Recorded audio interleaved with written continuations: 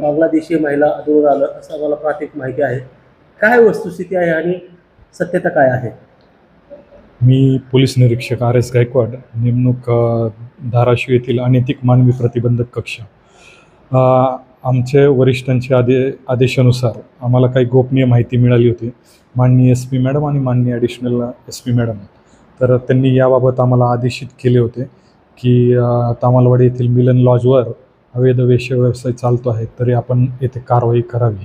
तर आमच्या कक्षाच्या म्हणजे स्टाफच्या सहाय्याने आम्ही 2 दिवसापूर्वी इथे रेड केलेली आहे आणि रेड केली असता आम्हाला तेथे एकूण 3 पीडित महिला मिळून आलेल्या आहेत.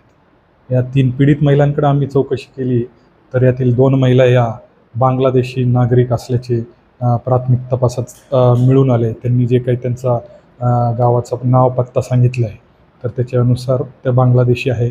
तर इतर महिला ही आपली भारतीय नागरिक आहे. आता सध्याच तरी प्राथमिक तपास चालू आहे.